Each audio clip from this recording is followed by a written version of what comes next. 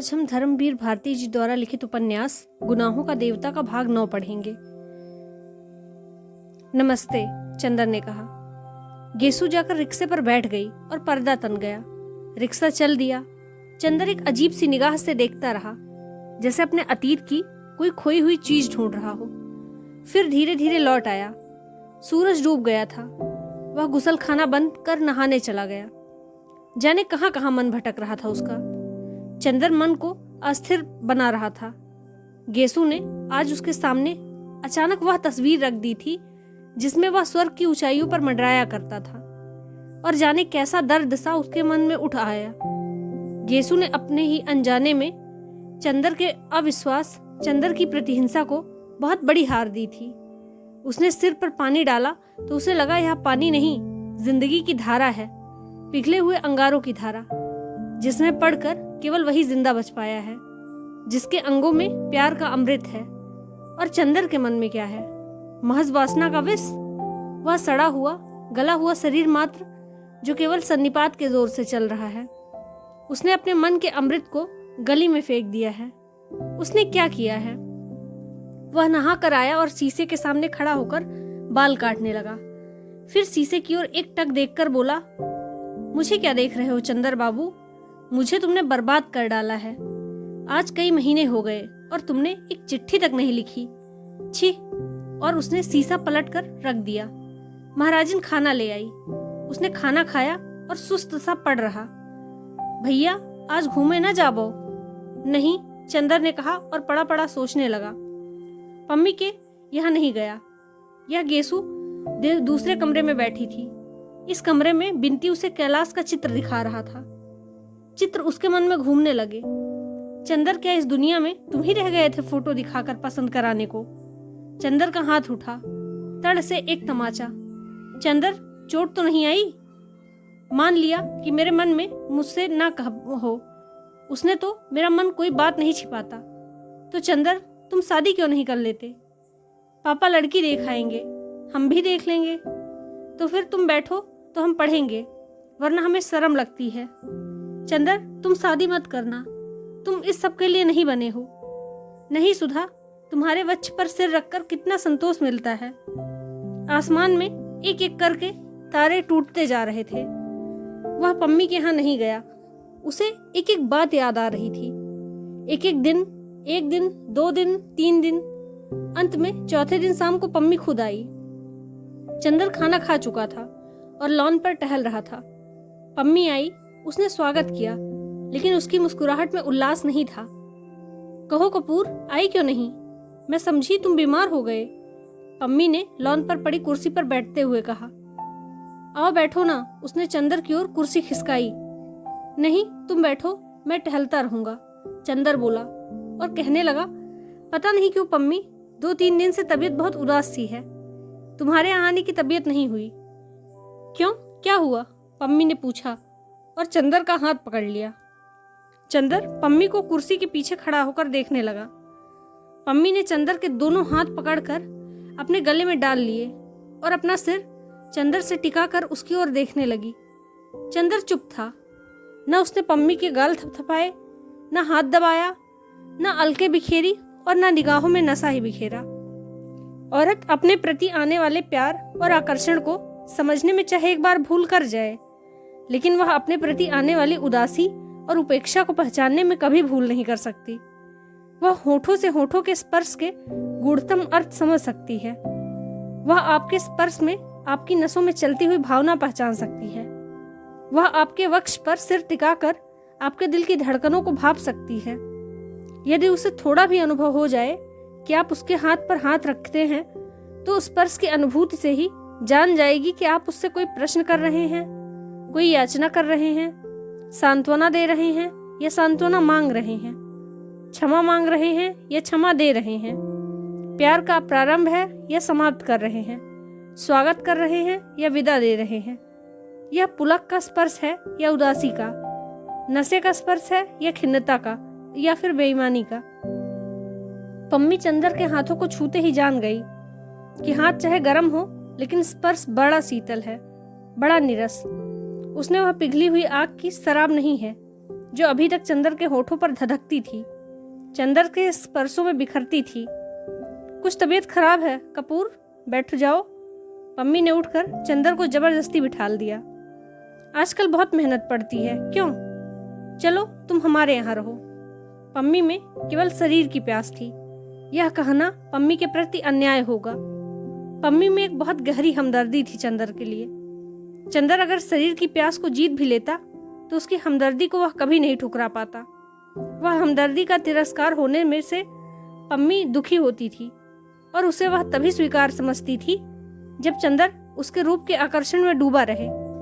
अगर पुरुष के होठों में तीखी प्यास न हो, बहुपासों में जहर न हो, तो वासना की इस शिथिलता से नारी फौरन समझ जाती है कि संबंधों में दूरी आती जा रही है।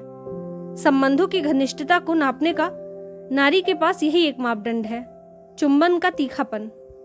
चंदर के मन ही मन में वरण स्पर्शों में भी इतनी बिखरती हुई उदासी थी, इतनी उपेक्षा थी कि पम्मी मर्माहत हो गई। उसके लिए यह पहली पराजय थी। आजकल पम्मी जान जाती थी कि चंदर का रोम रोम इस वक्त पम्मी की सांसों में डूबा हुआ है, लेकिन पम्मी ने देखा कि चंदर उसकी बाहों में होते हुए भी दूर, बहुत दूर, न जाने किन विचारों में उलझा हुआ है। वह उससे दूर चला जा रहा है, बहुत दूर। पम्मी की धड़कनें अस्त व्यस्त हो गईं। उसकी समझ में नहीं आया कि वह क्या करे। चंदर को क्या हो गया? क्या पम्मी का जादू टूट रहा है? पम्मी ने अपनी पराजय से कुंठित होकर अपना हाथ हटा लिया और चुपचाप मुंह फेरकर उधर देखने लगी। चंदर चाहे जितना उदास हो, लेकिन पम्मी की उदासी वह नहीं सह सकता। बुरी या भली, पम्मी इस वक्त उसकी सूनी जिंदगी का अकेला सहारा थी और पम्मी की हमदर्दी का वह बहुत कृतज्ञ था। वह समझ गया कि पम्मी क्यों उदास है। उसने पम्मी का हाथ खींच लिया और अपने होंठ उसकी हथेलियों पर रख दिए और खींचकर पम्मी का सिर अपने कंधे पर रख लिया। पुरुष के जीवन में एक क्षण आता है जब वासना उसकी कमजोरी, उसकी प्यास, उसका नशा, उसका आवेश नहीं रह जाती। जब वासना उसकी हमदर्दी का, उसकी सांत्वना का साधन बन जाती है। जब वह नारी को इसलिए बाहों में नहीं समेटता कि उसकी बाहें प्यासी हैं, वह इसलिए उसे बाहों में समेट लेता है कि नारी अपना दुख भूल जाए। जिस वक्त वह नारी की सीपियां पलकों के नशे में नहीं, वरन उसकी आंखों के आंसू सुखाने के लिए उसकी पलकों पर होंठ रख देता है। जीवन के उस क्षण में पुरुष जिस नारी से सहानुभूति रखता है, उसके मन की पराजय को भुलाने के लिए वह नारी को बहुपासों के नशे में बहला देना चाहता है।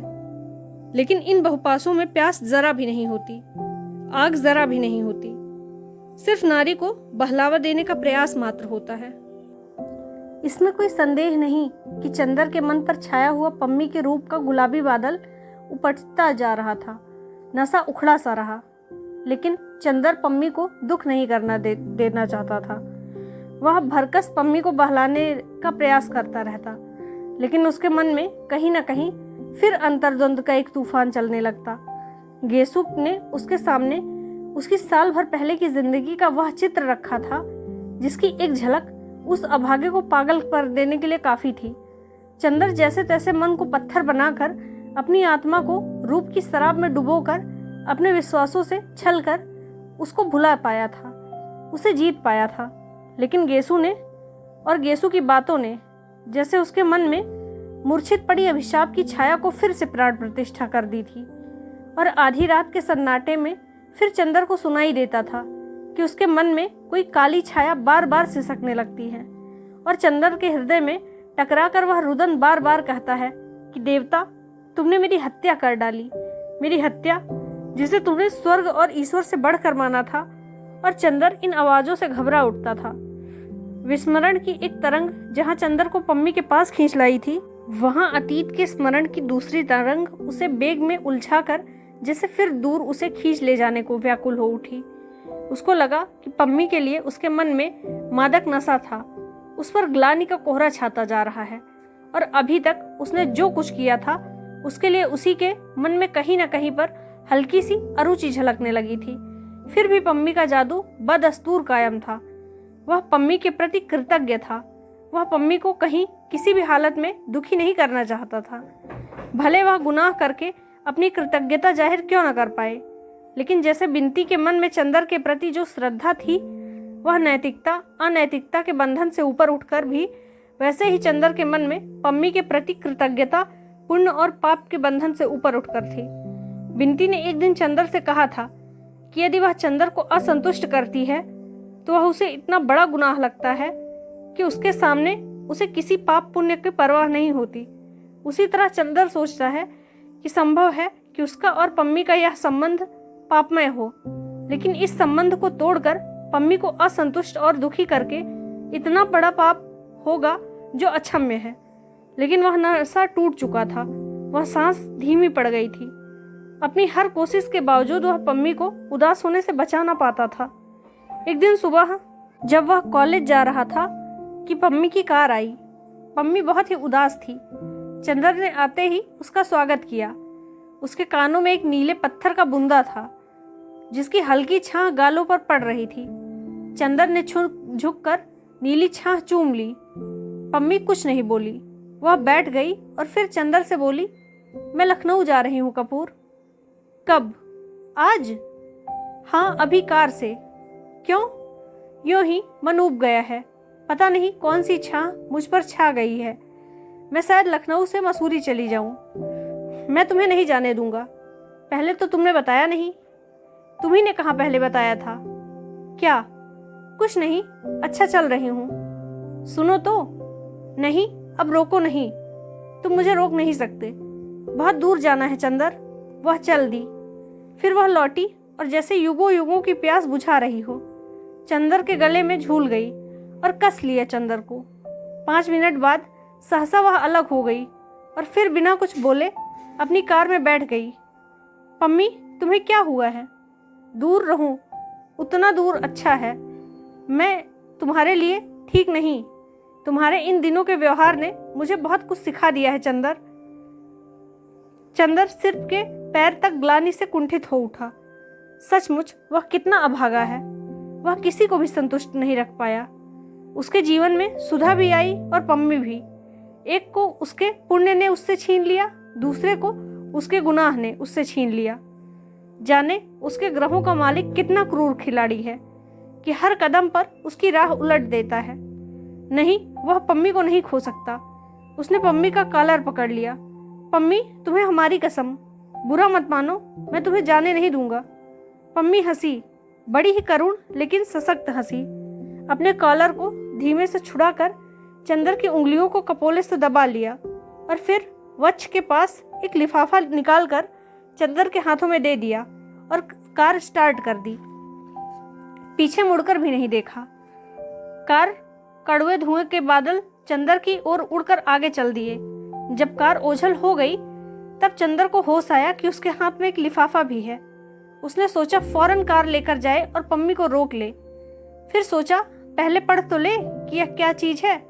उसने लिफाफा खोला और पढ़ने लगा।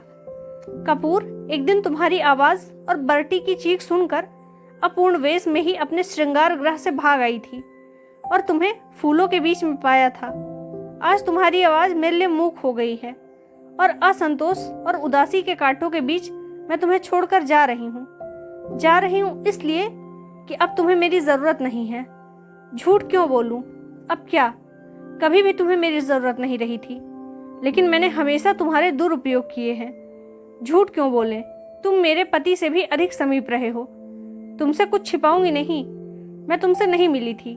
जब मैं एकाकी थी, उदास थी, लगता था कि उस समय तुम मेरी सुनसान जिंदगी में रोशनी के देवदूत बनकर आए हो।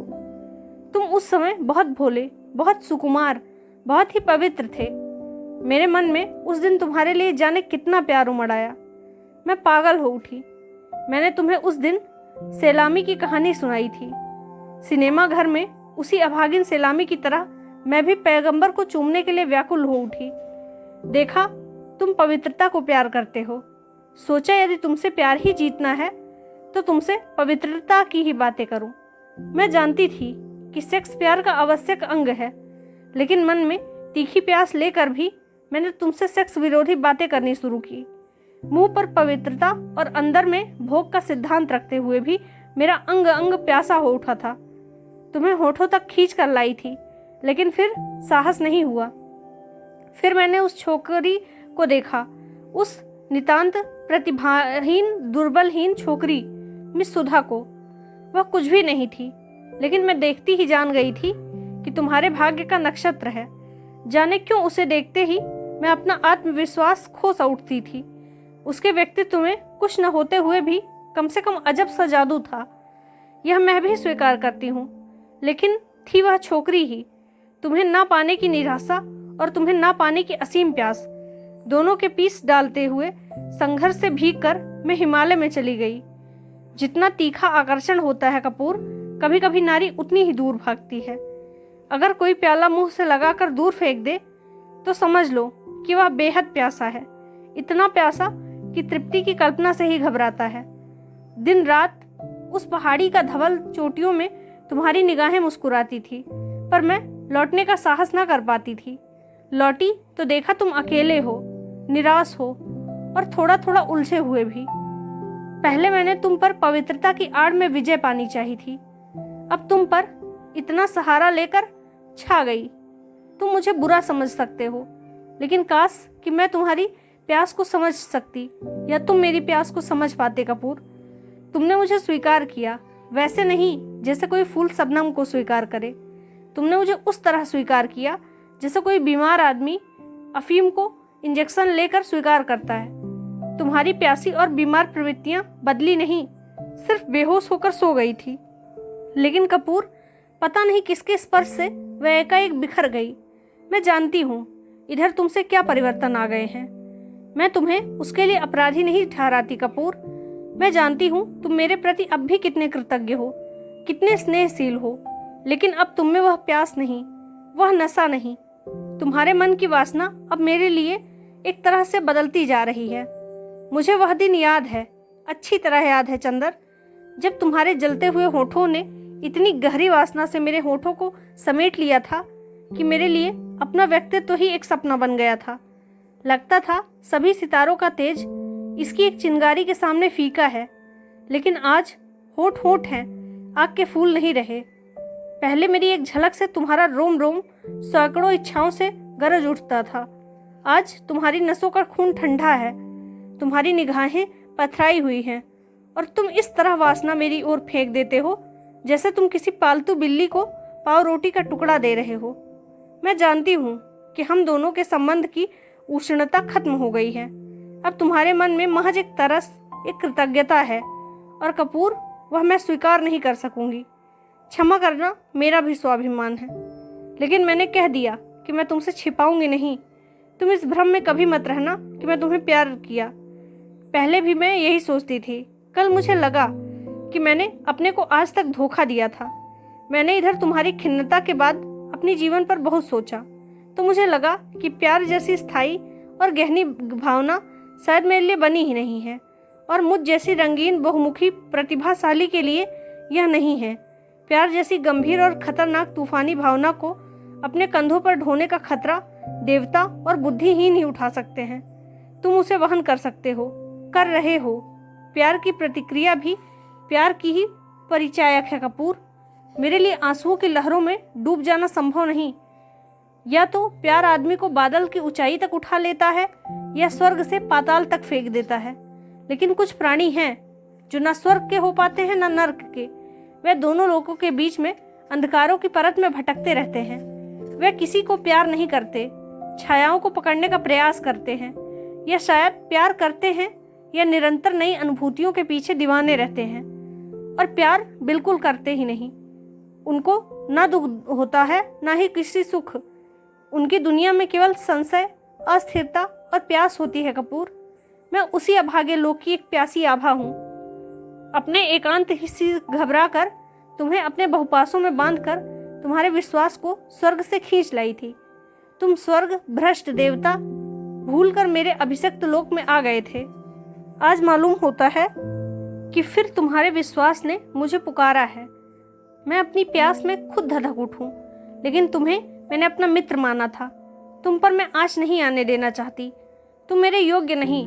तुम अपने विश्वासों के लोक में लौट जाओ। मैं जानती हूँ तुम मेरे लिए चिंतित हो, लेकिन मैं अपना रास्ता निश्चित कर लिया है। स्त्री बिना पुरुष के आश्रय के नहीं रह सकती। उस अभागी को जैसे प्रकृति ने कोई अभिशाप दे दिया है। मैं थक गई हूँ इस प्रेम लोक में भटकन से। मैं अपने पति के पास जा रही हूँ, वह क्षमा कर देंगे, मुझे विश्वास है। उन्हीं के पास क्यों जा रही हूँ? इसलिए मेरे मित्र कि अब मैं सोच रही हूँ कि स्त्री स्वाधीन नहीं रह सकती, उसके पास पत्नीत्व के सिवा कोई चारा नहीं। जहाँ जरा स्वाधीन हुई कि बस उसी अंधकूप में जा पड़ती है जहाँ मैं थी। वह अपना शरीर भी खोकर तृप्त नहीं पाती। फिर प्यार से तो मेरा विश्वास जैसे उठ जा रहा है। प्यार स्थायी नहीं होता। मैं ईसाई हूँ, पर सभी अनुभवों के बाद मुझे लगता है कि हिंदुओं के यहाँ प्रेम नहीं, वरन धर्म और सामाजिक परिस्थितियों के आधार पर विवाह की रीति बहुत वैज्ञानिक और नारी के लिए सबसे ज्यादा लाभदायक है।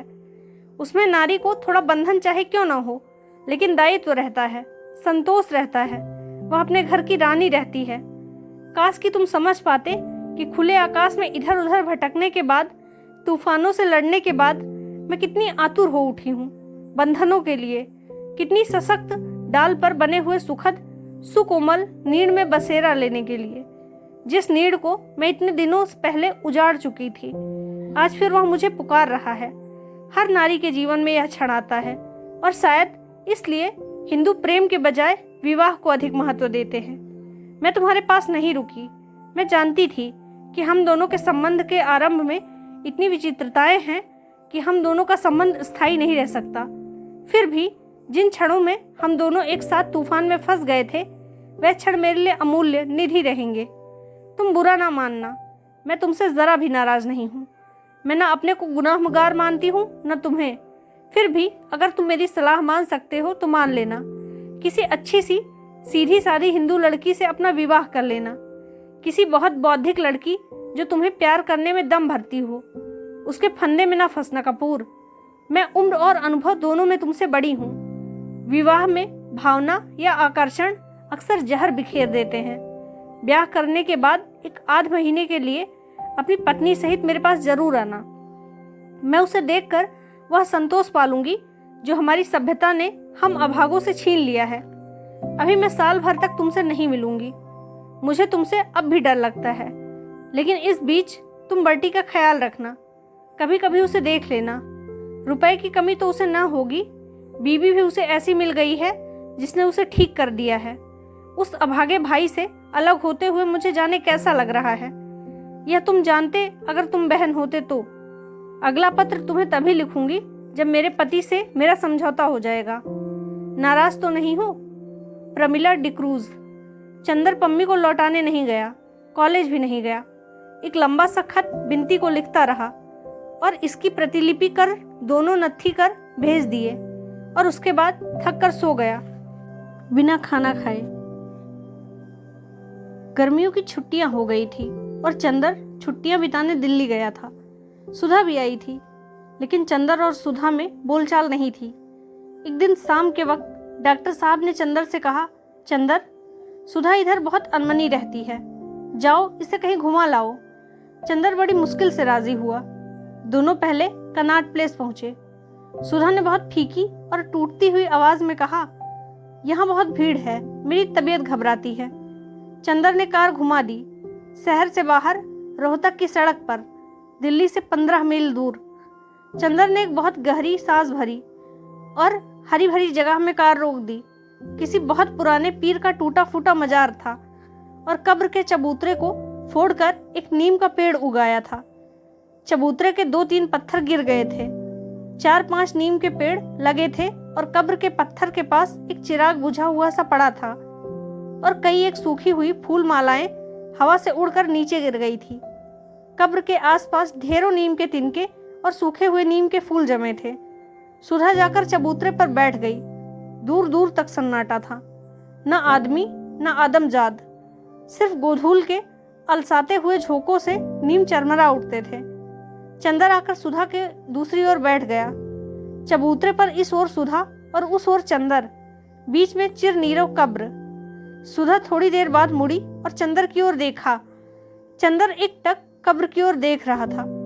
सुधा ने एक सूखा हरा उठाया और चंदर पर फेंक दिया। चंदर, क्या हमेशा मुझे इसी भयानक नरक में रखोगे? क्या सचमुच हमेशा के लिए तुम्हारा प्यार खो दिया है मैंने? मेरा प्यार? चंदर हंसा। उसकी हंसी उस सन्नाटे में और भी ज़्यादा भयंकर हो गई थी। मेरा प्यार? अच्छी याद दिलाई तुमने। मैं आज प्यार में विश्वास नहीं करता, या यह कहूँ कि प्यार उस रूप में विश्वास नहीं करता। फिर क्या?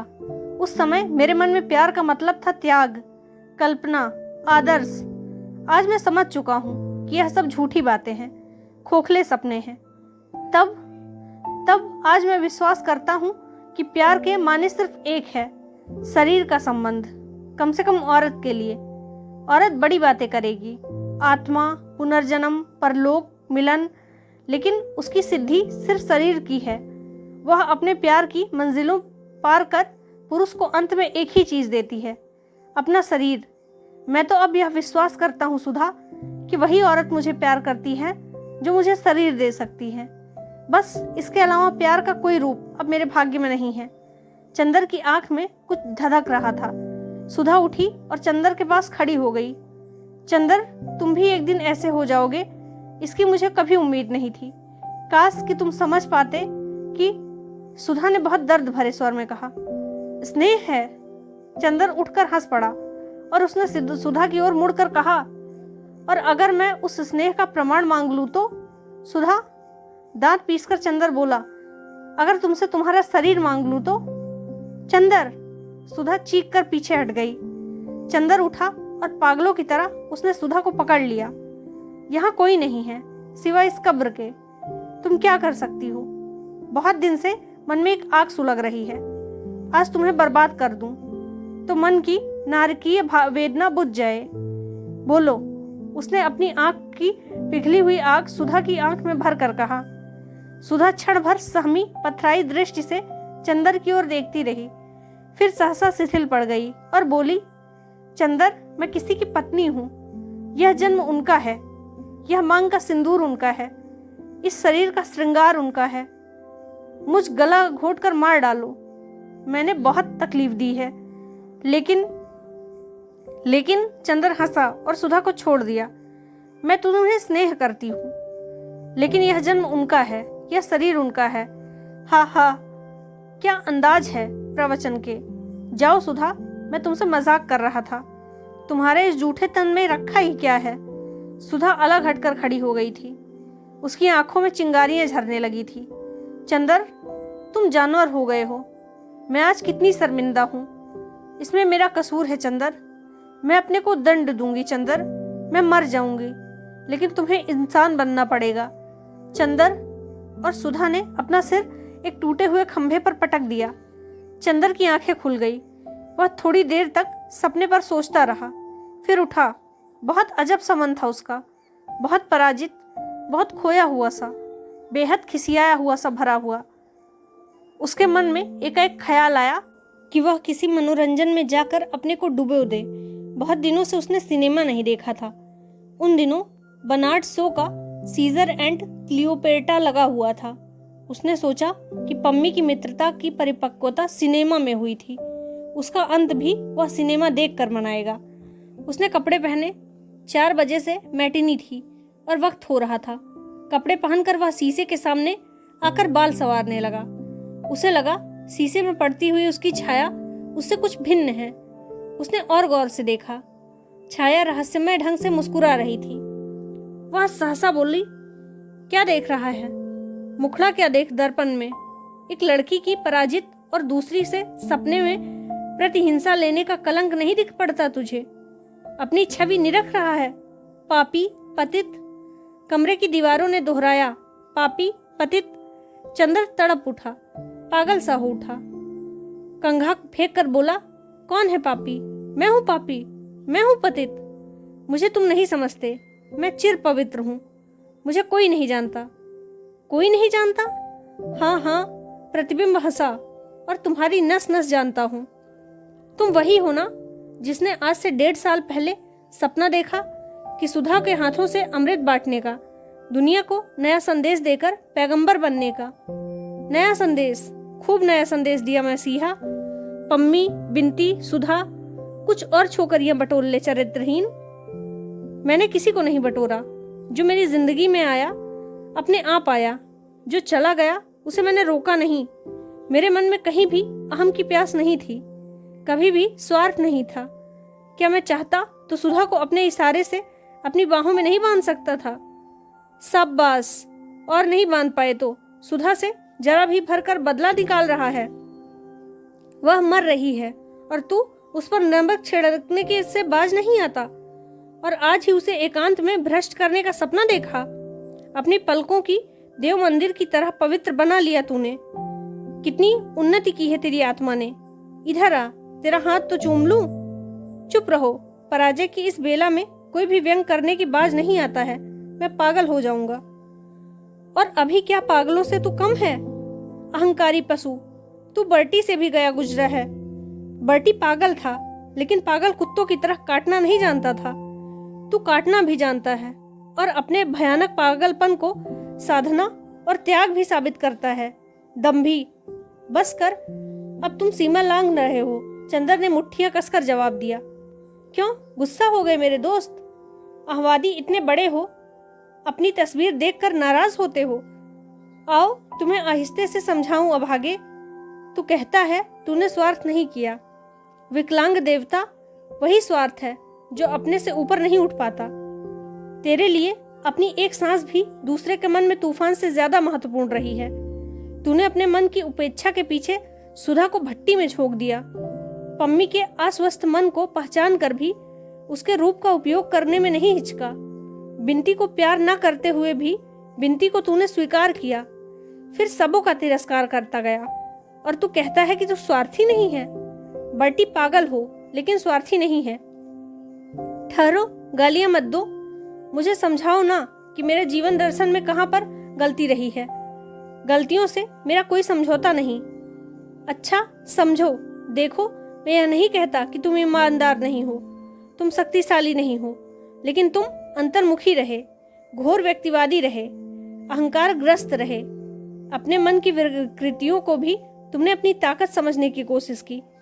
कोई भी जीवन दर्शन सफल नहीं होता अगर उसमें ब्रह्म यथार्थ और व्यापक सत्य धूप छां की तरह न मिल जाए। मैं जानता हूं कि तूने सुधा के साथ ऊंचाई निभाई, लेकिन अगर तेरे व्यक्तित्व को, तेरे मन को जरा सी ठेस पहुंचती तो तू गुमराह हो जाता है। तूने सुधा के स्नेह का निषेध कर दिया। तूने बिंती की श्रद्धा का तिरस्कार किया। तूने पम्मी की पवित्रता भ्रष्ट की और इसे अपनी साधना समझता है। तू याद कर, कहाँ था तू 1 वर्ष पहले और अब कहाँ है? चंदर ने बड़ी कातरता से प्रतिबिंब की ओर देखा और बोला, मैं जानता हूँ मैं गुमराह हूँ, लेकिन बेईमान नहीं। तुम मुझे क्यों धिक्कार रहे हो? तुम कोई रास्ता बता दो ना, एक बार उसे भी आजमा लूं। रास्ता बताऊं? जो रास्ता तुमने एक बार बनाया था उसी पर तुम मजबूत रह पाए? फिर क्या एक के बाद दूसरे रास्ते पर चलहल कदमी करना चाहा? देखो कपूर, ध्यान से सुनो। तुमने शायद किसी के बारे में कभी नहीं सोचा, शायद कभी किसी को कुछ नहीं कहा। शायद बर्टी ने कहा था कि आदमी तभी तक बड़ा रहता है जब तक वह निषेध करता चलता है। पता नहीं किस मानसिक आवेश में एक के बाद दूसरे तत्व का विध्वंस और विनाश करता चलता है, हर चट्टान को उखाड़ कर फेंकता रहता है। और तुमने यही जीवन दर्शन अपना लिया था। भूल से या तो अनजाने में ही तुम्हारी आत्मा में एक शक्ति थी, एक तूफान था, लेकिन यह लक्ष्य भ्रष्ट था।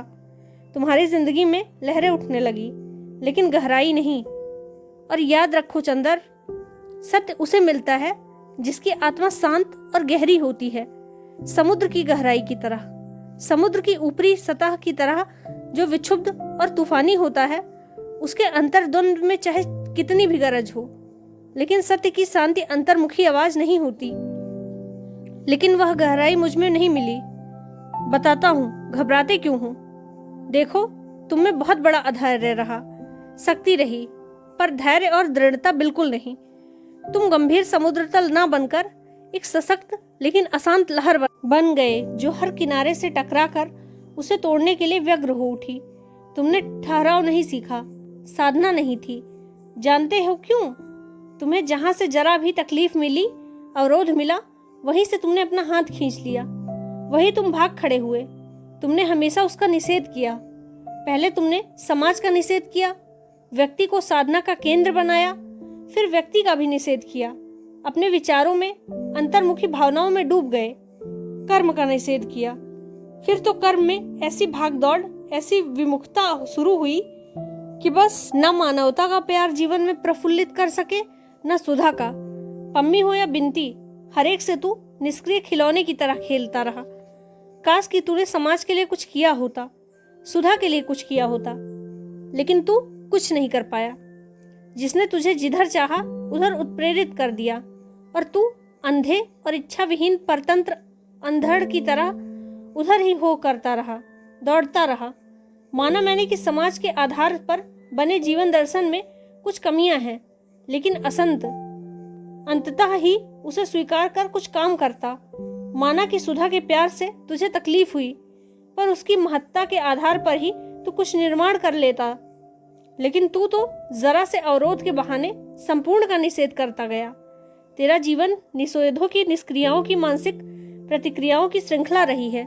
अभागे, तूने हमेशा जिंदगी का निषेध किया, दुनिया को अस्वीकार करता रहा, यथार्थ को स्वीकार करता, जिंदगी को स्वीकार करता और उसके आधार पर अपने मन को, अपने मन के प्यार को, अपने जीवन के संतुलन को संतुलित कर आगे बढ़ता। लेकिन तूने अपनी मन की गंगा के व्यक्ति को छोटी सी सीमा में बांध लिया, उसे एक पोखरा बना दिया। पानी सड़ गया है, उससे गंध आने लगी है। सुधा के प्यार की सीपी, जिसमें सत्य और सफलता का मोती बन सकता था, वह मर गया और रुके हुए पानी में विकृत और वासना के कीड़े कुलबुलाने लगे। शाबाश, क्या अमृत पाया है तूने, धन्य है अमृत पुत्र। बस करो, यह व्यंग मैं और नहीं सह सकता। मैं क्या करता? कैसी लाचारी का स्वर है। छी, असफल पैगंबर। साधना यथार्थ को स्वीकार करके चलती है, उसका निषेध करके नहीं। हमारे यहाँ ईश्वर को कहा गया है नेति नेति। इसका मतलब यह नहीं है कि ईश्वर परम निषेध स्वरूप है। गलत नेति में ना तो केवल एक वर्ण है, इति दो वर्ण है। एक निषेध तो कम से कम दो स्वीकृतियां। इसी अनुपात में कल्पना और यथार्थ का समन्वय क्यों नहीं किया तूने?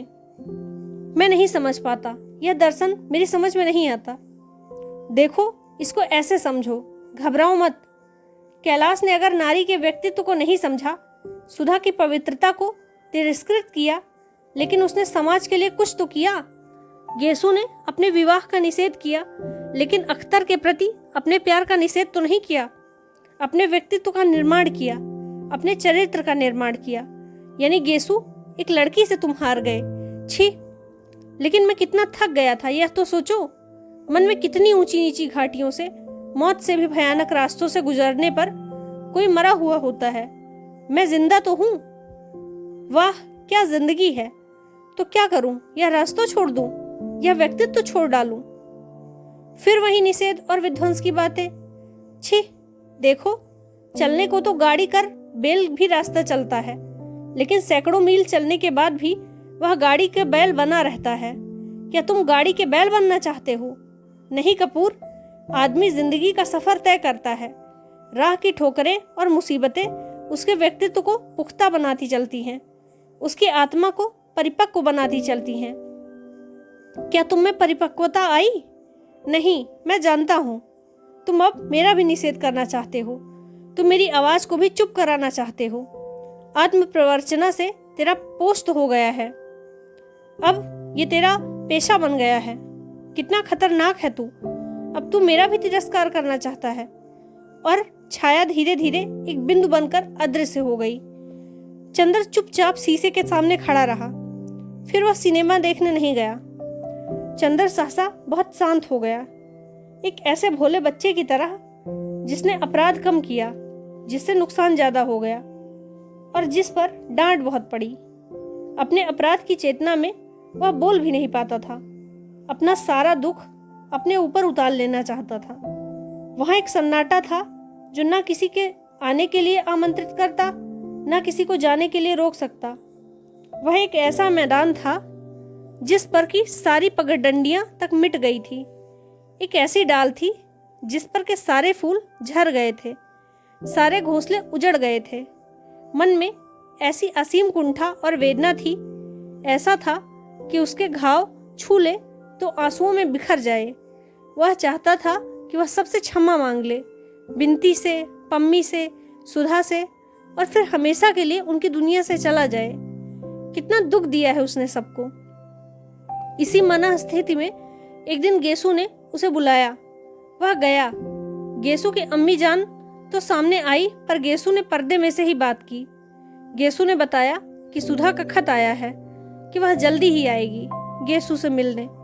गेसु को बहुत ताज्जुब हुआ कि चंदर के पास कोई खबर क्यों नहीं आई। चंदर जब तक घर पहुंचा तो कैलाश का एक खत मिला। प्रिय चंदर, बहुत दिन से तुम्हारा कोई खत नहीं आया, न मेरे पास न इनके पास। क्या नाराज हो हम दोनों से? अच्छा तो लो, तुम्हें एक खुशखबरी सुना दूं। मैं सांस्कृतिक मिशन में शायद ऑस्ट्रेलिया जाऊं। डॉक्टर साहब ने कोशिश कर दी है। आधा रुपया मेरा, आधा सरकार का। तुम्हें भला क्या फुर्सत मिलेगी यहाँ आने की। मैं ही इन्हें लेकर 2 रोज के लिए आऊंगा। इनकी कोई मुसलमान सखी है वहाँ, उससे भी ये मिलना चाहती हैं। हमारी खातिर इंतजाम रखना। मैं 11 मई को सुबह गाड़ी से पहुंचूंगा। तुम्हारा कैलाश।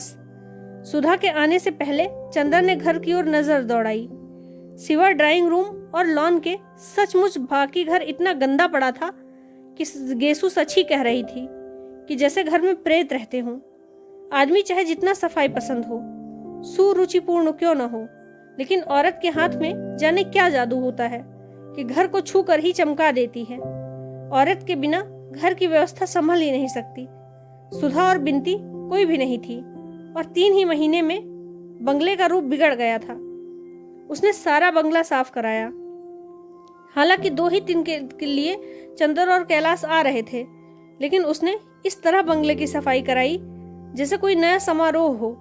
सुधा का कमरा बहुत सजा दिया और सुधा की छत पर 2 पलंग डलवा दिए, लेकिन इस सब इंतजाम के पीछे उतनी ही निष्क्रिय भावहीनता थी जैसे कि वह एक होटल का मैनेजर हो और 2 आगंतुकों के लिए इंतजाम कर रहा हो, बस।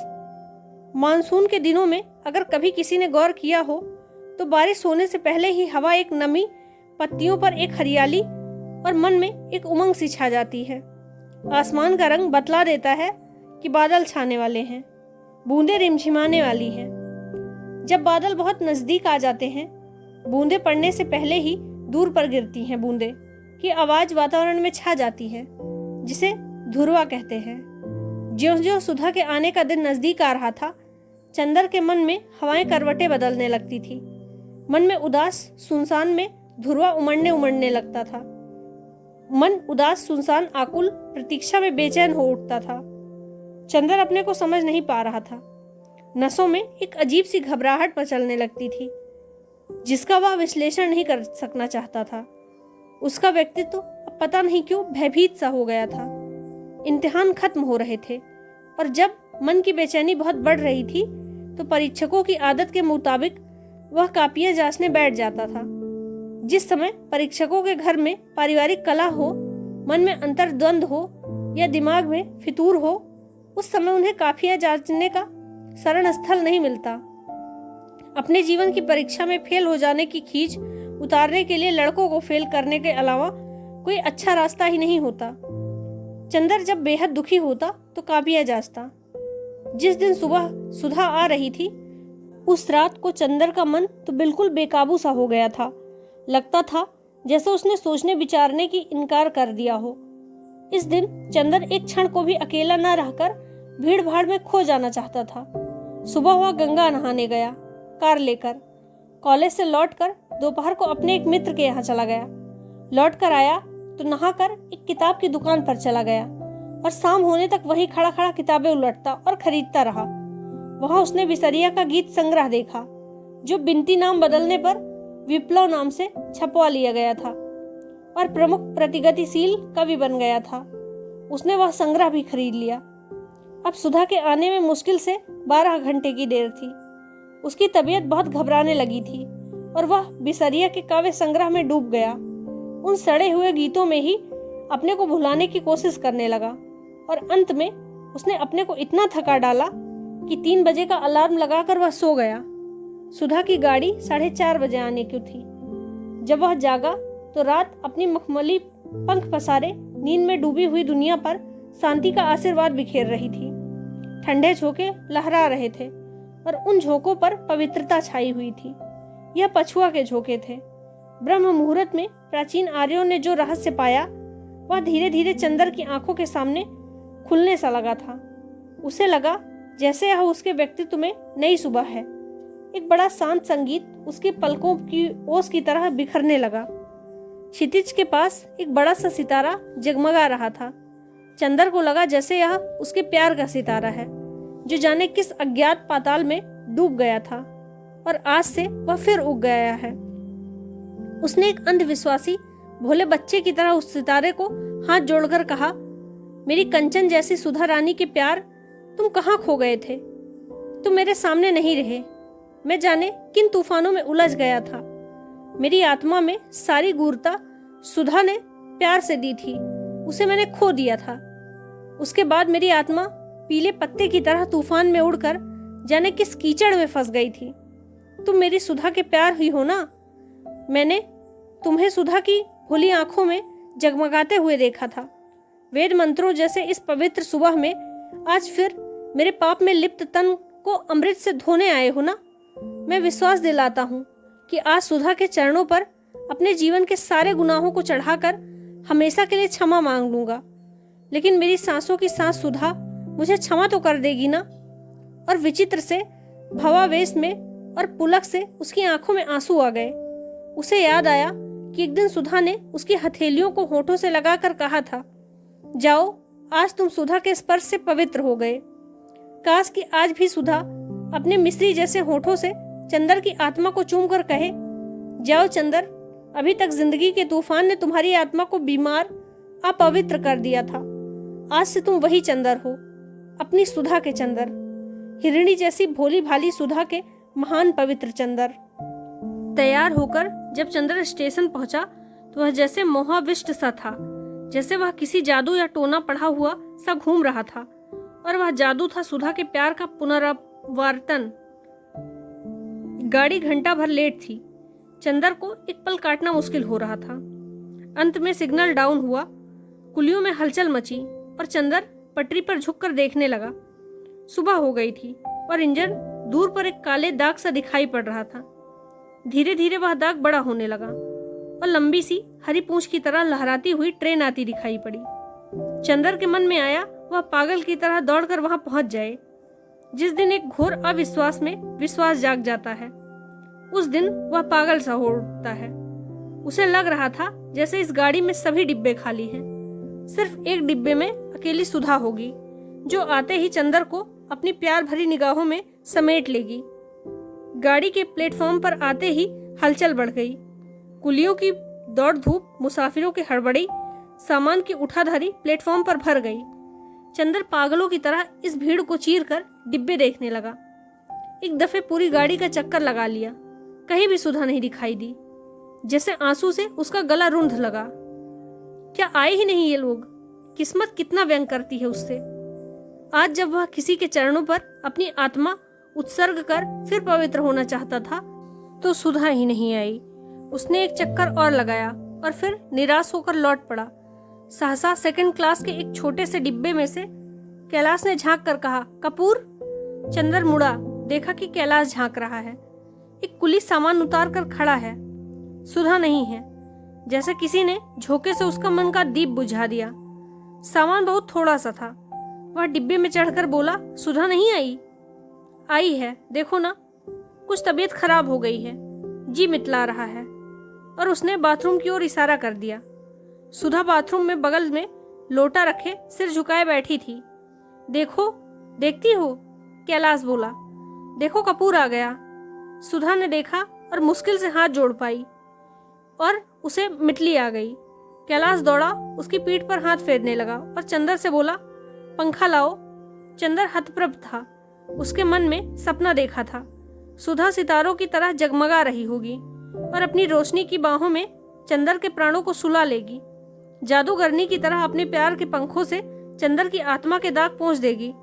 लेकिन यथार्थ कुछ और ही था। सुधा जादूगरनी, आत्मा की रानी, पवित्रता की सम्राज्ञी सुधा बाथरूम में बैठी है और उसका पति उसे सांत्वना दे रहा है। क्या कर रहे हो चंदर? पंखा उठाओ जल्दी से, कैलाश ने व्याग्रता से कहा। चंदर चौंक उठा और जाकर पंखा झलने लगा। थोड़ी देर बाद मुंह धोकर सुधा उठी और कराहती हुई सी जाकर सीट पर बैठ गई। कैलाश ने एक तकिया पीछे से लगा दिया और वह आंख बंद करके लेट गई। चंदर ने जब सुधा को देखा, सुधा उजड़ चुकी थी, उसका रस मर चुका था। वह अपने यौवन और रूप, चंचलता और मिठास की एक जर्द छाया मात्र रह गई थी। चेहरा दुबला पड़ गया था और हड्डियां निकल आई थी। चेहरा दुबले होने से लगता था आंखें फटी पड़ती हैं। वह चुपचाप आंखें बंद किए पड़ी थी। चंदर पंखा हाँक रहा था। कैलाश एक सूटकेस खोलकर दवा निकाल रहा था। गाड़ी वहीं आकर रुक जाती है, इसलिए कोई जल्दी नहीं थी। कैलाश ने दवा दी, सुधा ने दवा पी और फिर उदास, बहुत बारीक, बहुत बीमार स्वर में बोली, चंदर अच्छे तो हो, इतने दुबले कैसे लगते हो? अब कौन तुम्हारे खाने पीने की परवाह करता होगा? सुधा ने एक गहरी सांस ली। कैलाश बिस्तर लपेट रहा था।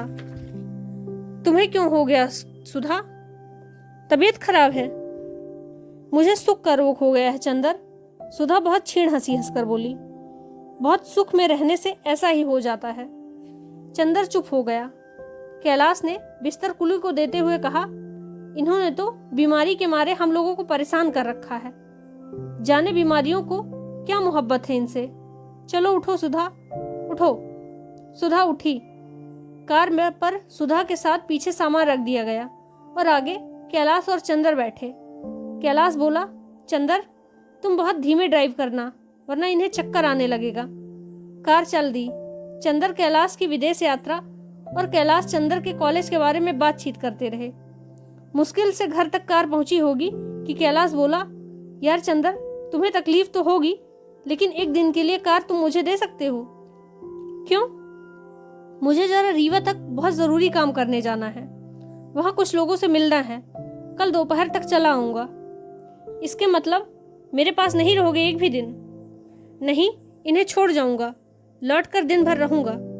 इन्हें छोड़ जाओगे? नहीं भाई, तुम तो जानते हो आजकल घर में कोई नहीं है। चंदर ने कुछ घबरा कर कहा। तो क्या हुआ, तुम तो हो, कैलाश बोला और चंदर के चेहरे की घबराहट देखकर हंस पड़ा। बोला, अरे यार, अब तुम पर इतना विश्वास नहीं है क्या? अब विश्वास करना होता तो ब्याह के पहले ही कर लेते। चंदर मुस्कुरा उठा। कैलाश ने चंदर के कंधे पर हाथ रखकर धीमे से कहा, ताकि सुधा न सुन पाए, वैसे चाहे मुझे कुछ भी असंतोष क्यों न हो जाए, लेकिन इनका चरित्र तो सोने का है। यह मैं खूब परख चुका हूं। इनका ऐसा चरित्र बनाने के लिए मैं तुम्हें बधाई दूंगा चंदर। और फिर आज के युग में। चंदर ने कुछ जवाब नहीं दिया। कार पोर्टिको में लगी। सुधा, कैलाश, चंदर तीनों उतरे। माली और नौकर दौड़ कर आए। सुधा ने उन सब से उनका हाल पूछा। अंदर जाते ही महाराजिन दौड़कर सुधा से लिपट गई। सुधा को बहुत दुलार किया। कैलाश मुंह हाथ धो चुका था, नहाने चला गया। महाराजिन चाय बनाने लगी। सुधा भी मुंह हाथ धोने और नहाने चली गई। कैलाश तौलिया लपेटे नहा कर आया और बैठ गया। बोला, आज और कल की छुट्टी ले लो चंदर, इनकी तबीयत नहीं ठीक है, मुझे जाना जरूरी है। अच्छा, लेकिन आज तो जाकर हाजिरी देना जरूरी होगा, फिर लौट आऊंगा। महाराजिन चाय और नाश्ता ले आई। कैलाश ने नाश्ता लौटा दिया और महाराजिन बोली, वाह, दामाद हुई के अकेले चाय पीवो भैया। अब इन डॉक्टर साहब सुनी है तो का कही हैं? नहीं माँ जी, मेरा पेट ठीक नहीं है, 2 दिन के जागरण से आ रहा हूँ, फिर लौट कर खाऊंगा। लो चंदर, चाय पियो। सुधा को आने दो, चंदर बोला। वह पूजा पाठ करके ही खाती है। पूजा पाठ?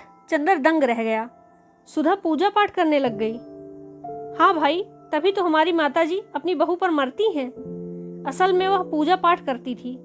शुरुआत में इन्होंने पूजा के बर्तन धोने से और अब तो उनसे भी ज्यादा पक्की पुजारिन बन गई हैं। कैलाश ने इधर उधर देखा और बोला, यार, यह मत समझना कि मैं सुधा की शिकायत कर रहा हूँ, लेकिन तुम लोगों ने मुझे ठीक नहीं चुना। क्यों?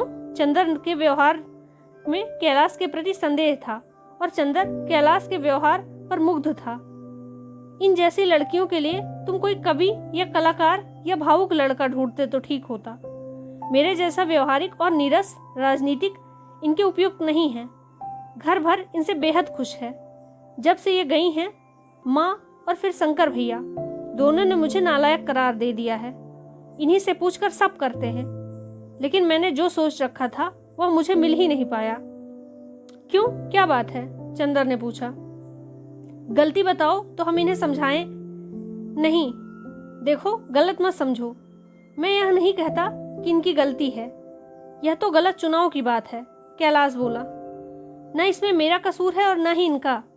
मैं चाहता था कोई लड़की जो मेरे साथ राजनीति का काम करती, मेरी सबलता और दुर्बलता दोनों की संगिनी होती, इसलिए इतनी पढ़ी लिखी लड़की से शादी की। लेकिन इन्हें धर्म और साहित्य में जितनी रुचि है उतनी राजनीति में नहीं, इसलिए मेरे व्यक्तित्व को ग्रहण भी नहीं कर पाई। वैसे मेरी शारीरिक प्यास को इन्होंने चाहे समर्पण किया, वह भी एक बेईमानी थी। उससे तन की प्यास भले ही बुझ जाती है कपूर, लेकिन मन तो प्यासा ही रह जाता है। बुरा ना मानना, मैं बहुत स्पष्ट बातें करता हूँ, तुमसे छिपाना नहीं चाहता। क्या? और सुधा के मामले में इतने लापरवाह हैं कि मैं बहुत दुखी रहता हूँ। इतने में सुधा नहाकर आती हुई दिखाई पड़ी। कैलाश चुप हो गया। सुधा की ओर देखकर बोला, मेरी अटैची ठीक रख दी है ना? मैं अभी चला जाऊंगा, वरना दोपहर में तपना होगा। सुधा चली गई। सुधा के जाते ही कैलाश बोला, भरसक मैं इन्हें दुखी नहीं देना चाहता। हाँ, अक्सर ये दुखी हो जाती हैं, लेकिन मैं क्या करूं, यह मेरी मजबूरी है।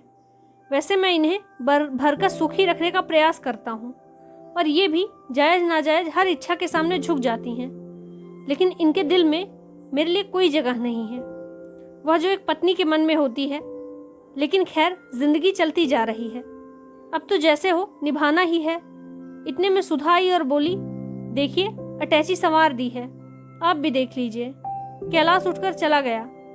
चंदर बैठा बैठा सोचने लगा, कैलाश कितना अच्छा है, कितना साफ और स्वच्छ दिल का, लेकिन सुधा ने अपने को किस तरह मिटा डाला। इतने में सुधा आई और चंदर से बोली, चंदर चलो, वो बुला रहे हैं। चंदर चुपचाप उठा और अंदर गया। कैलाश ने तब तक यात्रा के कपड़े पहन लिए थे। देखते ही बोला, अच्छा चंदर, मैं चलता हूँ, कल शाम तक आ जाने की कोशिश करूंगा। हाँ देखो, ज्यादा घुमाना मत, इनकी सखी को यहाँ बुलवा लो तो अच्छा है। फिर बाहर निकलता हुआ बोला, इनकी जिद थी आने की, वरना इनकी हालत आने लायक नहीं थी। माताजी से मैं कह आया हूँ कि लखनऊ मेडिकल कॉलेज ले जा रहा हूँ। कैलाश कार पर बैठ गया। फिर बोला, देखो चंदर, दवा इन्हें दे देना, याद से, वहीं रखी है। कार स्टार्ट हो गई। चंदर लौटा। बरामदे में सुधा खड़ी थी, चुपचाप बुझी हुई सी। चंदर ने उसकी ओर देखा, उसने चंदर की ओर देखा, फिर दोनों ने निगाहें झुका ली। सुधा वहीं खड़ी रही। चंदर ड्राइंग रूम में जाकर किताबें वगैरह उठा लाया और कॉलेज जाने के लिए निकला। सुधा अब भी बरामदे में खड़ी थी, गुमसुम। चंदर कुछ कहना चाहता था, लेकिन क्या? कुछ था जो न जाने कब से संचित होता आ रहा था, जो वह वक्त करना चाहता था। लेकिन सुधा कैसी हो गई है? यह वह सुधा तो नहीं है जिसके सामने वह अपने को सदा व्यक्त कर देता था, कभी संकोच नहीं करता था। लेकिन यह सुधा कैसी है? अपने में सिमटी सकुची, अपने में बंधी बधाई, अपने में इतनी छुपी हुई कि लगता था दुनिया के प्रति इसमें कहीं कोई खुलाव ही नहीं। चंदर के मन में जाने कितनी आवाजें तड़प उठी, लेकिन कुछ नहीं बोल पाया। वह बरामदे में ठिठक गया, निरुद्देश्य। वह अपनी किताबें खोलकर देखने लगा, जैसे वह याद करना चाहता था कि कहीं भूल तो नहीं आया कुछ। लेकिन उसके अंतर मन में केवल एक ही बात थी, सुधा कुछ तो बोले। यह इतना गहरा, इतना घुटनशील मौन, यह तो जैसे चंदर के प्राणों पर घुटन की तरह बैठता जा रहा था। सुधा निर्वात निवास में दीप शिखा की अचल, निस्पंद, थमे हुए तूफान की तरह मौन। चंदर ने अंत में नोट्स लिए, घड़ी देखी और चल दिया। जब तक वह सीढ़ी तक पहुंचा तो सहसा सुधा की छाया मूर्ति में हरकत हुई। सुधा ने पांव के अंगूठे से फर्श उस पर एक लकीर खींचते हुए नीचे निगाह झुकाए हुए कहा, कितनी देर में आओगे? चंदर रुक गया, जैसे चंदर को सितारों का राज मिल गया हो। सुधा भला बोली तो, लेकिन फिर भी अपने मन का उल्लास उसे जाहिर नहीं होने दिया।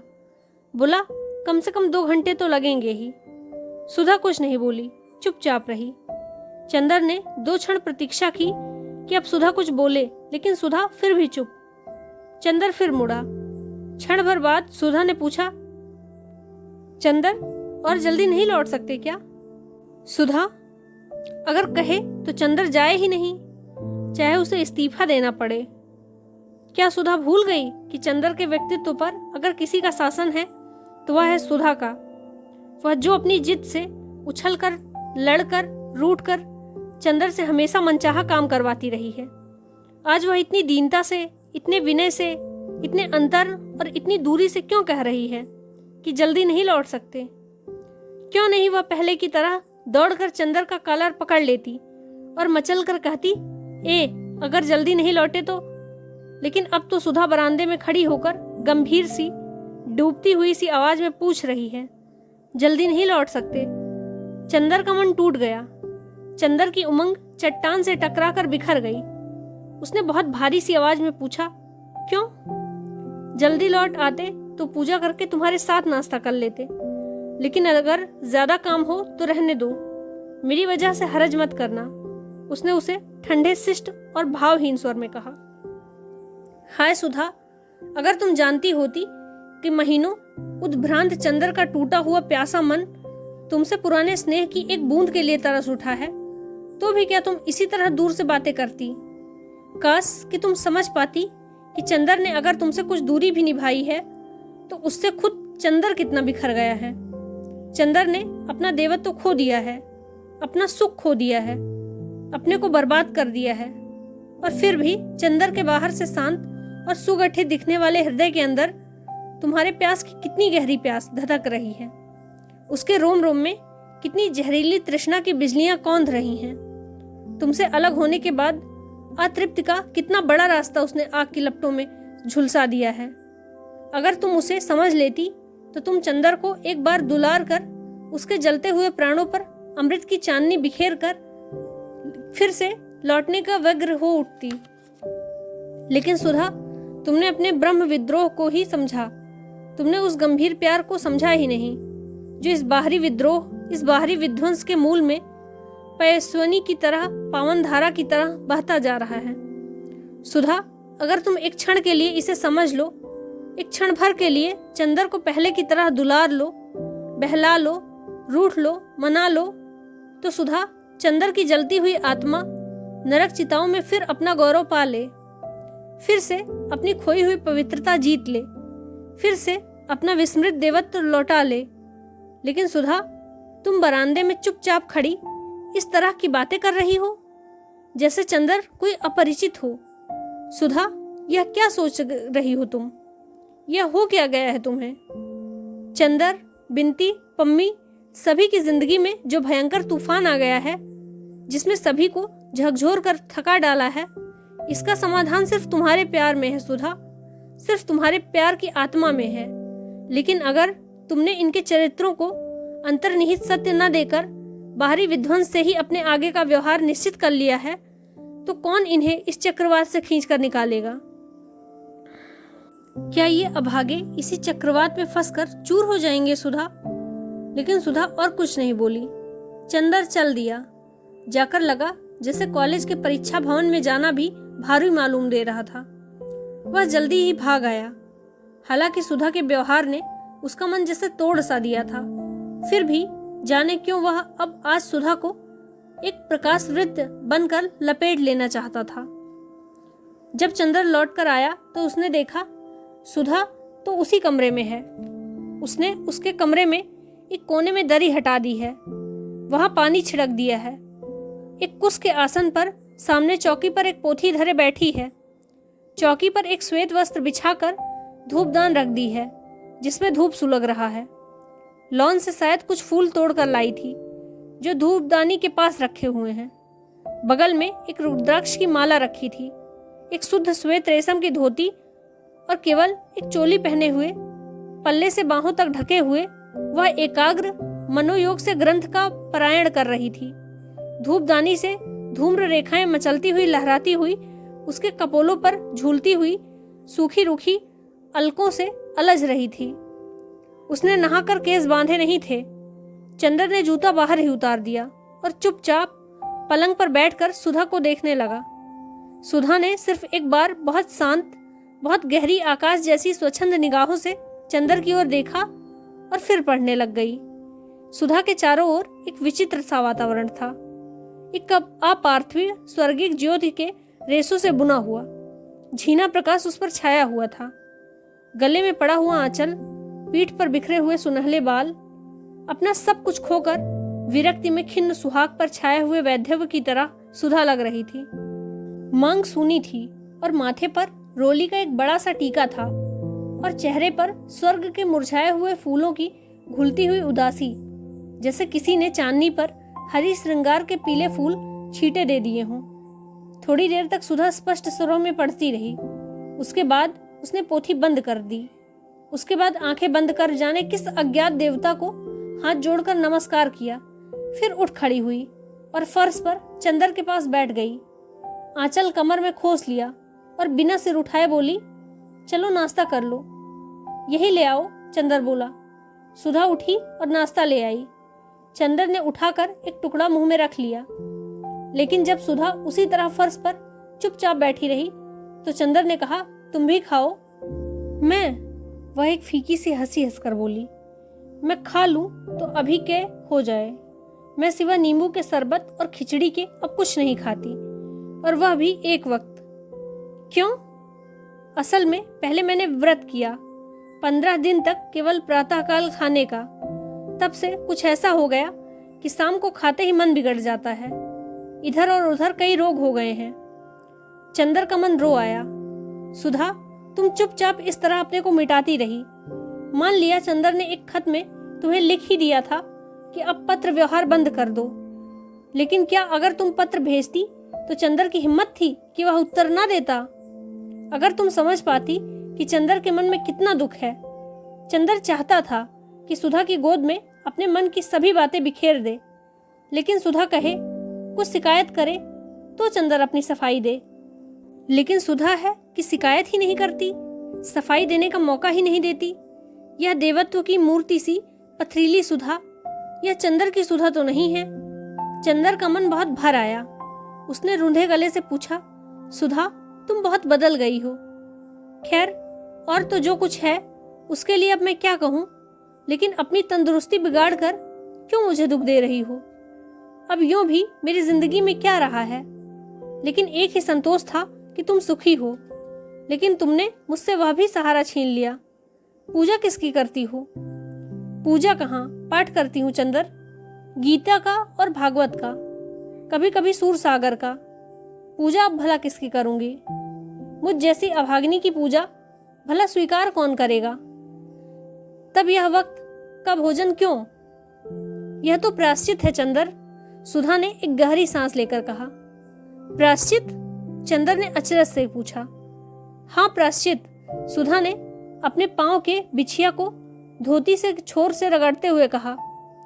हिंदू गृह तो एक ऐसा जेल है जहां कैदी को उपवास करके प्राण छोड़ने की भी इजाजत नहीं होती। अगर धर्म का बहाना ना हो, धर्म के बहाने उपवास करके कुछ सुख मिल जाता है। एक क्षण आता है कि आदमी प्यार से विद्रोह कर चुका है, अपने जीवन की प्रेरणा मूर्ति को गोद से बहुत दिन तक निर्वासित कर चुका है। उसका मन पागल हो उठता है फिर से प्यार करने को, बेहद प्यार करने को, अपने मन का दुलार फूलों की तरह बिखेर देने को। आज विद्रोह का तूफान उतर जाने के बाद अपनी उजड़ी हुई जिंदगी में बीमार सुधा को पाकर चंदर का मन तड़प उठा। सुधा की पीठ पर लहराती हुई सूखी अलके हाथ में ले ली। उन्हें गूंथने का असफल प्रयास करते हुए बोला, सुधा, यह तो सच है कि मैंने तुम्हारे को बहुत दुख दिया है, तुम्हारे मन को बहुत तड़पाया है, लेकिन तुम तो हमारी हर बात को, हमारे हर क्रोध को क्षमा करती रही हो। इस बात का तुम इतना बुरा मान गई? किस बात का चंदर? सुधा ने चंदर की ओर देखकर कहा। मैं किस बात का बुरा मान गई? अच्छा, तो किस बात का प्रायश्चित कर रही हो इस तरह अपने को मिटाकर? प्रायश्चित तो मैं अपनी दुर्बलता का कर रही हूँ चंदर। दुर्बलता? चंदर ने सुधा की अलकों को घटाओं की तरह छिटका कर कहा। दुर्बलता चंदर, तुम्हें ध्यान होगा, एक दिन हम लोगों ने निश्चय किया था कि हमारे प्यार की कसौटी यह रहेगी चंदर कि दूर रहकर भी हम लोग ऊंचे उठेंगे, पवित्र रहेंगे। दूर हो जाने के बाद चंदर, तुम्हारा प्यार तो मुझ में एक दृढ़ आत्मा और विश्वास भरता रहा, उसी के सहारे मैं अपने जीवन के तूफानों को पार कर ले गई। लेकिन पता नहीं मेरे प्यार में कौन सी दुर्बलता रही कि तुम उसे ग्रहण नहीं कर पाए। मैं तुमसे कुछ नहीं कहती, मगर अपने मन में कितनी कुंठित हूं कि कह नहीं सकती। पता नहीं दूसरा जन्म होता है या नहीं, लेकिन इस जन्म में तुम्हें पाकर तुम्हारे चरणों पर अपने को ना चढ़ा पाई, तुम्हें अपने मन की पूजा में यकीन ना दिला पाई। इससे बढ़कर और क्या दुर्भाग्य होगा मेरा। मैं अपने व्यक्तित्व को कितना गर्हित, कितना छिछला समझने लगी हूँ चंदर। चंदर ने नाश्ता खिसका दिया। अपनी आंखों से झलकते हुए आंसू को छिपाते हुए चुपचाप बैठा रहा। नाश्ता कर लो सुधा, इस तरह तुम्हें अपने पास बिठाकर खिलाने का सुख अब नसीब नहीं होगा। लो। और सुधा ने अपने हाथ से उसे नमकीन सेव खिला दिया। चंदर के भरे आंसू सुधा के हाथों पर चूर पड़े। छी, यह क्या चंदर? कुछ नहीं, चंदर ने आंसू पोंछ डाले। इतने में महाराजिन आई और सुधा से बोली, बिटिया रानी, लेओ इन अन्न खटाई हम कलह से बनाई के रखे रहे, कहा कि तू ओबू तो खिलाए देव। अच्छा, हम भी महाराजिन इतने दिन से तुम्हारे हाथ के खाने के लिए तरस गए, तुम चलो हमारे साथ। यहाँ चंदर भैया का के देखी, अब बिटिया इन्हों के ब्याह कर दो तो हम चली तोहरे साथ। सुधा हंस पड़ी। चंदर चुपचाप बैठा रहा। महाराजन खिचड़ी डालने चली गई। सुधा ने चुपचाप नान खटाई की तस्तरी उठाकर एक और रख दी। चंदर चुप, अब क्या बात करे। पहले वह दोनों घंटे बातें करते थे। उसे बड़ा ताज्जुब हुआ इस बात का कि कोई इस वक्त कुछ बात सोचती ही नहीं। पहले जाने कितना वक्त गुजर जाता था दोनों का, बातें खत्म ही नहीं होती थी। सुधा भी चुप थी। थोड़ी देर बाद चंदर बोला, सुधी, तुम सचमुच पूजा पाठ में विश्वास रखती हो? क्यों, करती तो हूं। हाँ, मूर्ति जरूर नहीं पूछती, पर कृष्ण को जरूर पूछती हूँ। अब सभी सहारे टूट गए, तुमने भी मुझे छोड़ दिया। तब मुझे गीता और रामायण से बहुत संतोष मिला। पहले मैं खुद ताज्जुब करती थी कि औरतें इतना पूजा पाठ क्यों करती हैं। फिर मैंने सोचा, हिंदू नारी इतनी असहाय होती है, उसे पति से, पुत्र से, सभी से इतना लांछन, अपमान और इतना तिरस्कार मिलता है कि पूजा पाठ ना हो तो पशु बन जाए। पूजा पाठ से ही हिंदू नारी का चरित्र अभी तक इतना ऊंचा है। मैं तो समझता हूं यह अपने को भुलावा देना है सुधा। मानती हूं चंदर, लेकिन अगर कोई हिंदू धर्म की इन किताबों को ध्यान से पढ़े तब वह जाने कि क्या है इनमें, जाने कितनी ताकत देती हैं ये। अभी तक जिंदगी में मैंने यह सोचा है कि पुरुष हो या नारी, सभी के जीवन का एकमात्र संबल विश्वास है, और इस ग्रंथ में सभी संशयों को मिटाकर विश्वास का इतना गहन उपदेश है कि मन पुलक उठता है। मैं तुमसे कुछ नहीं छिपाती चंदर। जब बिंती के ब्याह में तुमने मेरा पत्र लौटा दिया था तो मैं तड़प उठी थी। एक अविश्वास मेरी नस नस में गुथ आया था।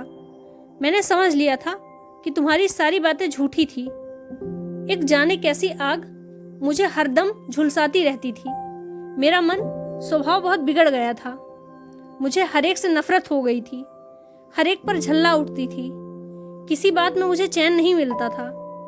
धीरे धीरे मैंने इन किताबों को पढ़ना शुरू किया। मुझे लगने लगा कि शांति धीरे धीरे मेरी आत्मा में उतर रही है। मुझे लगा कि यह सभी ग्रंथ पुकार पुकार कर कह रहे थे कि संशयात्मा विनश्यति। धीरे धीरे मैंने इन बातों को अपने जीवन में घटना शुरू किया तो मैंने देखा कि सारी भक्ति की किताबें और उनका दर्शन बड़ा मनोहर रूप है चंदर। कृष्ण प्यार के देवता हैं, वंशी की ध्वनि विश्वास की पुकार है। धीरे धीरे तुम्हारे प्रति मेरे मन में जगा हुआ अविश्वास मिट गया। मैंने कहा, तुम मुझसे अलग ही कहाँ हो। मैं तो तुम्हारी आत्मा का एक टुकड़ा हूँ जो एक जन्म के लिए अलग हो गई हूँ, लेकिन हमेशा तुम्हारे चारों ओर चंद्रमा की तरह चक्कर लगाती रहती हूँ। जिस दिन मैंने पढ़ा, सर्वधर्मान परित्यजम मामेकम शरणम वज्र अहम त्वा सर्व पापेभ्या मोक्षयिष्यामि मां शुचः, तो मुझे लगा कि तुम्हारा खोया हुआ प्यार मुझे पुकार कर कह रहा है, मेरी शरण में चले आओ, और सिवा तुम्हारे प्यार के मेरा भगवान और है ही क्या। उसके बाद से चंदर मेरे मन में विश्वास और प्रेम झलक आया। अपने जीवन की परिधि में आने वाले हर व्यक्ति के लिए सभी मुझे बहुत चाहने लगे।